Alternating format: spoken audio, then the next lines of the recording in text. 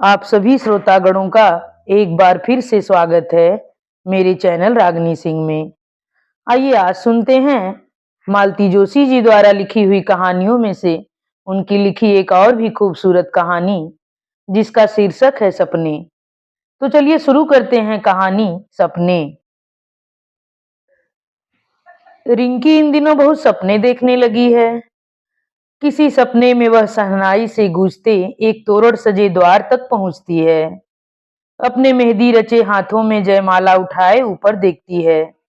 सेहरे के पीछे झांकता चेहरा उसे चौंका जाता है। कभी वह सितारों की सीढ़ियां चढ़कर परीलोक पहुंच जाती है। रानी उसकी भेंट राजकुमार से कराती हैं।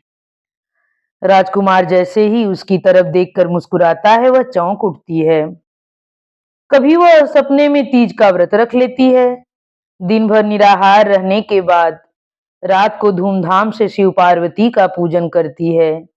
उसकी सेवा से प्रसन्न होकर गौरा महादेवी एकदम प्रकट होकर कहती हैं, मन जाहि राचेहु मिलहि सोवर, सहज सुंदर सांवरो।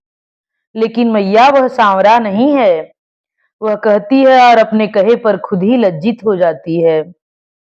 दीपक अंकल क्यों अनचाहे उसके हर सपने में चले आते हैं और उसे चौंका जाते हैं। रिंकी उस दहलीज पर खड़ी थी जहां से लड़कियां सपने देखना शुरू करती हैं। इस मोड़ पर आकर उसने पहली शादी देखी है, नीलू मौसी की, और तब से दूल्हे का बांका सजीला रूप उसकी आंखों में बस गया है। यूं शादियां तो उसने पहले भी बहुत देखी हैं। इतना बड़ा परिवार है, साल में एक आध शादी तो निकल ही आती है। पापा जाए चाहे जाएं न जाएं, मम्मी को तो हर शादी में शिरकत करनी होती है। और मम्मी की छाया बनी रिंकी भी हर बार साथ में होती ही है। पहले वह मम्मी के बिना रह नहीं पाती थी, अब मम्मी उसे घर पर अकेला नहीं छोड़ती। बचपन में इन शादियों का मतलब होता था नए कपड़े, स्कूल से छुट्टी, रेलगाड़ी का सफर और नई नई सहेलियां। उसके बाद आई एक उम्र जब उसे सिर्फ दुल्हन में दिलचस्पी होती थी। नई नकोर बनारसी साड़ी में लिपटी, गहनों से लदी फदी, लाज की गठरी बनी दुल्हनें उसके लिए ईर्ष्या और कौतूहल का विषय होती थीं। ताजी रची मेहंदी की उपटन की कच्ची हल्दी की सुगंध उसे मोहाविष्ट कर देती। अच्छी खासी जानी पहचानी सूरत भी उस परिवेश में नई सी लग उठती। उन दिनों उसका प्रयास बस यही होता कि वह भरसक दुल्हन से चिपकी रहे। इस बात पर कई बार उसने पंडित पुरोहितों की झिड़की भी खाई है, फोटोग्राफर्स की अवमानना भी सही है, पर वह हर कीमत पर दुल्हन का सामीप्य सुख लूटने को तत्पर रहती। उस उत्सव मूर्ति के पास बैठकर वह स्वयं भी जैसे महत्वपूर्ण हो जाती। लाज का घूंघट हटाकर यदि दुल्हन एक आध बार दूल्हे को देख लेती या दूल्हा शरारतन दुल्हन की उंगली चुपके से दबा देता, तो वह ऐसे आह्लादित हो उठती जैसे कोई रहस्य पा लिया हो। मंडप में बैठी और लड़कियों तक जब तक यह बात पहुंच नहीं जाती, उसके मन में सुगबुगाहट होती रहती। सुनने के बाद सहेलियां उसे ऐसी ईर्ष्या भरी नजरों से देखती कि वह फूलकर कुप्पा हो जाती। अब वह बचकानी उम्र भी पीछे छूट गई है। नीलू मौसी की शादी में उसने पहली बार जाना कि दूल्हा भी देखने की चीज होता है। इस बार दुल्हन से चिपके रहने का जिम्मा रिश्ते की दूसरी लड़कियों ने ले लिया था। वह तो औरतों की भीड़ में खड़ी निर्निमेष जयमाला की रस्म देखती रही। दूल्हे का सजीला रूप उसकी आंखों को बांध गया था। उसके पास भी चर्चा हो रही थी। विमला मौसी कह रही थी, भैया ठीक ही कह रहे थे। क्या कह रहे थे? ऐसा सुंदर लड़का ढूंढा है जैसा आज तक बिरादरी में किसी के दरवाजे ना आया होगा। अपनी नीलू भी तो चांद का टुकड़ा है, मम्मी ने कहा। होगी, पर लड़के के सामने कुछ नहीं है, शर्मा आंटी ने कहा। तो मम्मी और विमला मौसी मुंह बिचकाकर चुप हो गई। लो, अब इसमें बुरा मानने की क्या बात थी? शर्मा आंटी ठीक ही तो कह रही थी। नीलू मौसी अपने में ऐसी क्या है, 90 रुपए का मेकअप करवा कर आई हैं। ऐसे तो कोई भी सुंदर लग सकता है। बेबी जरा रास्ते से हटो तो, किसी ने कहा और वह चौंक पड़ी। जयमाला कार्यक्रम संपन्न हो चुका था और दूल्हा दुल्हन अपनी सिंहासन नुमा कुर्सियों पर विराज चुके थे। मेहमान भी बैठते जा रहे थे और अब उन्हें शरबत दिया जा रहा था। जा तो मौसा जी को ठंडा दे आ। मम्मी ने उसके हाथ में खूबसूरत ट्रे पकड़ाते हुए कहा तो वह हुलस उठी। किसी तरह अपनी साड़ी संभालते हुए वह उन तक पहुंची और बड़ी अदा से ट्रे सामने करते हुए कहा, लीजिए। दूल्हे राजा उसे देखते ही रह गए। भाई नीलू, हमें तो बताया गया था कि हमारी कोई छोटी साली साहिबा है ही नहीं। यह साली नहीं है, आपकी मेरी बहन की बिटिया है, रिंकी। साड़ी पहन ली है ना आज, इसलिए बड़ी सी लग रही है। रिंकी को इतना ताव आया। अजीब है ये नीलू मौसी भी। अभी अभी शादी हुई है और चपड़ चपड़ किए जा रही हैं। 5 मिनट चुप नहीं बैठ सकती। अभी सबके सामने मैं इन्हें पप्पी मौसी कह दूं तो। हेलो रिंकी जी, मेरा नाम सुप्रिया है, उसने सख्त लहजे में कहा। सुप्रिया, वाह, तुम्हारा तो नाम भी तुम्हारी तरह खूबसूरत है। इतनी प्यारी बात का वह भरपूर आनंद भी न ले पाई कि उपहार देने वालों का एक रेला सा उस पर टूट पड़ा। पुनीता और दीपा कागज कलम लेकर मौसी की बगल में बैठी हुई थीं। उन्होंने पुकारा, आजा रिंकी। उसने सुनकर भी अनसुना कर दिया। दुल्हन के पास बैठने का लालच है ना, चली है मुंशीगिरी करने। अपने पास ऐसे फालतू कामों के लिए समय नहीं है। फेरों का कार्यक्रम बहुत जल्दी ही निपट गया। फिर खाने का दौर शुरू हुआ। इस बीच सब लोग कपड़े बदल कर आ गए थे। उसने मम्मी की मोरपंखी बनारसी साड़ी पहननी चाहिए थी, पर मम्मी ने डपट दिया था। अब पहन तो ली इतनी देर तक, अब अपनी सलवार कमीज पहन पहन लो। खाते समय साड़ी संभालोगी कि प्लेटें? कुछ गिराए बिना तो तुम कभी खा नहीं सकती। साड़ी का तो सत्यानाश हो जाएगा। मम्मी का भाषण बंद करने का एक ही उपाय था, चुपचाप सलवार कमीज पहन लेना। बुझे बुझे मन से ही वह बाहर आई, अपनी प्लेट लेकर एक और खड़ी हो गई। हेलो सुप्रिया। सुगंध का एक झोंका उसे सराबोर कर गया। चौंक कर सिर उठाया और ठगी सी रह गई कि कुछ देर पहले जो किसी रियासत के राजकुमार लग रहे थे, अब जैसे इंग्लैंड से चले आ रहे थे। इतनी जल्दी भूल गई? नहीं तो, उसने शर्मा कर कहा। पर अभी अभी आपको जोधपुरी स्टाइल में साफा बांधे देखा था ना, इसी से। अरे भाई, जब शादी की है उतनी सजा तो भुगतनी ही पड़ेगी। थोड़ी देर को तो कार्टून बनना ही पड़ता है। नहीं, उसने शर्मीले अंदाज से कहा, बल्कि मुझे तो आप उस ड्रेस में ज्यादा अच्छे लग रहे थे, एकदम राजकुमार हो जैसे। सच? उन्होंने आंखें नचाकर कहा। तब तो मुझे बड़ा अफसोस हो रहा है कि राजकुमार बनने का यह मौका बार बार नहीं आएगा। क्यों? सरकार बड़ी दुष्ट है न अपनी, एक से ज्यादा शादी नहीं करने देती। तभी उनके दोस्तों का एक हुजूम वहां आ गया। खूबसूरत साली से अकेले अकेले बातें कर रहे हो, हमसे नहीं मिलवाओगे? वह शर्मा कर वहां से खिसक गई, पर उसने देख लिया कि रेखा, पुनीता, दीपा, अनु उसे सब घूरे जा रही हैं। ईर्ष्या से जल मरी होंगी सबकी सब। दूल्हे राजा के साथ इतनी देर तक बात करने का सौभाग्य हर किसी को नसीब थोड़े ही होता है। दूसरे दिन विदा के समय जब लोग टपर टपर रोए जा रहे थे, रिंकी हैरान थी। औरों का तो ठीक है, पर नीलू मौसी को क्या हुआ? इतना राजकुंवर सा दूल्हा पाकर भी भला कोई रोता है? अच्छा सुप्रिया, फिर मिलेंगे। चलते समय अंकल ने हाथ मिलाते हुए कहा था, तो वह खुशी से खिल उठी थी। इतनी की बाद में मम्मी ने डांट लगाई थी, रोना न आए तो न सही, पर विदा के समय इस तरह दांत निपोरना अच्छा लगता है। रिंकी तब से ही सपने देखने लगी है। उसका हर सपना एक ही बिंदु पर जाकर समाप्त होता है। उसकी सारी संवेदनाएं अंत में आकर एक ही व्यक्ति से जुड़ जाती हैं, और वह व्यक्ति है, वह बिंदु है दीपक अंकल। हर सपना देखने के बाद वह चौंक जाती है, शर्म से भर उठती है। कल सुबह झेलम से तेरी नीलू मौसी आ रही हैं। सच? रिंकी एकदम किलक उठी। बस्ता फेंक कर मां से लिपटते हुए उसने पूछा, अंकल भी आएंगे?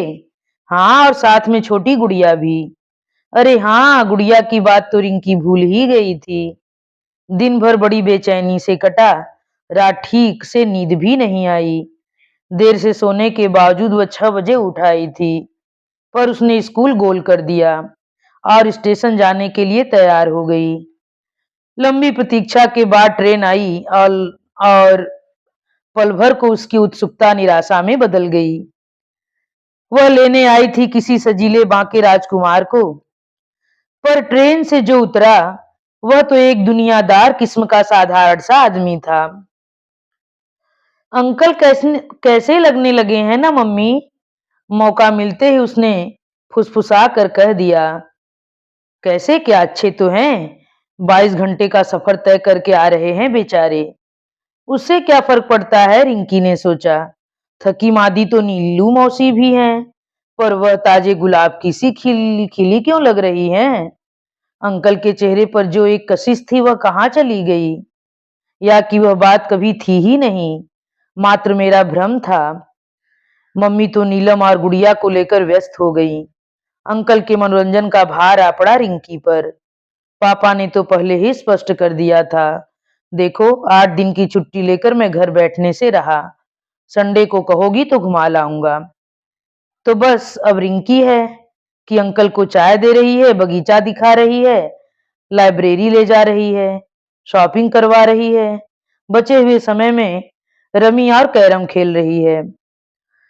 इस सेवा के एवज में अंकल ने उसे साइकिल और शतरंज सिखाने का वादा किया है, और वे उसे निभा रहे हैं।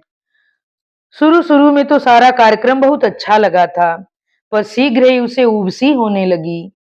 एक अनाम दहशत सी उसके मन में भर गई। पता नहीं क्यों उसे लगा कि अंकल जरूरत से ज्यादा ही बेतकल्लुफ होते जा रहे हैं। चाय की प्याली लेते हुए वे अक्सर बेवजह ही उसकी उंगली मरोड़ देते हैं। साइकिल चलाना सिखाते हुए कुछ ज्यादा ही आजादी ले रहे हैं। जानते हैं कि अब वह रिंकी नहीं रही, सुप्रिया है। फिर भी बात बात पर गाल मसल देना या पीठ पर धौल जमाना उनकी आदत में शुमार हो गया था। उस दिन पिक्चर हॉल में तो हद हो गई। अंकल उसे और मौसी को अगल बगल लेकर बड़ी शान से बैठे थे। जैसे ही पिक्चर शुरू हुई उसे लगा जैसे बदन पर ढेरों चींटियां रेंग रही हैं। इंटरवल तक उसने किसी तरह जब्त किया। फिर एक बार जो बाहर गई तो मिन मिन करती गुड़िया का बहाना लेकर वहीं रह गई। बोटिंग वाले दिन भी वही हाल हुआ। अंकल किनारे पर खड़े सबको सहारा देकर चढ़ा रहे थे। जैसे ही रिंकी की बारी आई, उन्होंने उसे यूं गोद में उठा लिया जैसे वह भी गुड़िया की तरह नन्ही बच्ची हो। देर तक झुरझुरी होती रही। मुसीबत तो यह है कि मम्मी से यह सब कुछ कहा नहीं जा सकता। अभी उस दिन सामने वाले अजीत ने गंदी सी बात कह दी थी। मम्मी से शिकायत की तो उन्होंने तट से एक चाटा जड़ दिया। अभी जमीन से निकली नहीं और बातें देखो। उसे तो हैरत होती है, मम्मी उसे नौकरों चाकरों से तो इतना बचाती फिरती हैं, फिर बाजे वक्त इस तरह आंखें क्यों मूंद लेती हैं। जिस उम्र ने रिंकी को सपने दिए हैं, उसी ने नारी सुलभ संवेदना भी दी है। अब वह हर स्पर्श की भाषा, हर दृष्टि का अर्थ समझने लगी है। नारी के उस सहज बोध ने उसे अपने आप को समेट लेना भी सिखा दिया है। मेहमानों के आगमन की खुशी कपूर की तरह उड़ गई थी। अब तो वह बेजारी से उनके जाने की प्रतीक्षा करने लगी। वह बेजारी उसके व्यवहार में भी परिलक्षित होने लगी। रिंकी, अंकल लूडो खेलने के लिए बुला रहे हैं। मौसी, हम होमवर्क कर लें? देखिए न कितना जमा हो गया है। आज पूरा नहीं किया तो कल क्लास में खड़ा होना पड़ेगा। रिंकी चलो लेक रोड घूम आए। नहीं अंकल, सहेली के यहाँ जाना है, उससे सवाल समझने हैं। अरे सवाल हम समझा देंगे, पर वह बुरा जो मान जाएगी। मम्मी भुनभुनाती, एक वह अफसर बने बैठे हैं, एक दिन की छुट्टी नहीं ले सकते। इधर ये महारानी पढ़ाई का रौब जता रही हैं, नहीं तो 8-8 दिन तक किताब को छूती भी नहीं है। मेहमानों के सामने नाटक हो रहा है। इनके यहाँ आने वाले क्या करें, दीवार से सिर फोड़ लें। जिस दिन उन लोगों को जाना था, वह जानबूझकर देर से लौटी। घर में पांव देते ही देखा सब लोग तैयार खड़े हैं, बस उसी की प्रतीक्षा हो रही है। मम्मी ने आते ही आड़े हाथों लिया। कहाँ रह गई थी? पता नहीं था मौसी लोग आज जा रहे हैं। पता था तभी तो कुमुद के यहाँ रुक गई थी, एक कॉपी लेनी थी। इतनी जरूरी थी वह कॉपी? कल नहीं ले सकती थी? बेचारा दीपक तब से 10 बार पूछ चुका है मेरी बला से। 1000 बार कहा है स्कूल से सीधे घर आया करो। गाड़ी राइट टाइम न होती तो पता नहीं मम्मी का भाषण और कितनी देर तक चलता, पर उतना समय ही नहीं था। रिंकी मुश्किल से यूनिफॉर्म बदल पाई, बस स्टेशन पर वह गुमसुम बनी रही। जिस उमंग से वह इन लोगों को लिवाने आई थी, वह कहीं खो गई थी। मम्मी ने सोचा कि मौसी लोगों के जाने की वजह से वह उदास हो गई है। मौसी ने समझा सबके सामने डांट खाने से वह आहत हुई है। उन्होंने कहा भी, दीदी अब बिटिया बड़ी हो गई है, उसे यूं बार बार झिड़का मत करो, अच्छा नहीं लगता। मैडम छुट्टियों में आपको आना है हमारे यहाँ, अंकल ने उसकी चोटी खींचते हुए कहा। जाएगी मेरी जूती। ट्रेन आकर चली जाती है, एक दुःस्वप्न बीत गया हो जैसे। सपने रिंकी को अब भी आते हैं। कभी वह निर्जन सड़क पर बस्ता लटकाए जा रही होती है कि पीछे से कोई घोड़ा दौड़ाते हुए आता है, उसे जबरदस्ती घोड़े पर बिठाकर उड़नछू हो जाता है। कभी वह मंदिर में हाथ जोड़े खड़ी होती है कि मूर्ति के पीछे से एक रोएदार हाथ बाहर निकलकर उसकी गर्दन दबोच लेता है। वह छत पर नीम की ठंडी छांव में सोई होती है कि पेड़ से कोई टप से कूदता है और उस पर चढ़ बैठता है। नदी के शांत जल में पैर डाले वह सन्नाटे को पीती होती है कि एक मगरमच्छ झपट्टा मारकर उसका पांव पकड़ लेता है। उसकी चीख पुकार सन्नाटे में अनसुनी रह जाती है और वह पानी में धंसती चली जाती है, और हर बार वह चेहरा अंकल का होता है। इन्हीं अंतिम शब्दों के साथ यह कहानी यहीं पर समाप्त होती है। आप सभी श्रोतागणों से एक बार फिर मेरा विनम्र अनुरोध है कि मेरे द्वारा बोली जाने वाली यह कहानी अगर आप लोगों को पसंद आए तो कृपया चैनल को सब्सक्राइब, वीडियो को लाइक और कमेंट करके जरूर बताइए कि कहानी आप लोगों को कैसी रही। फिर से एक बार धन्यवाद।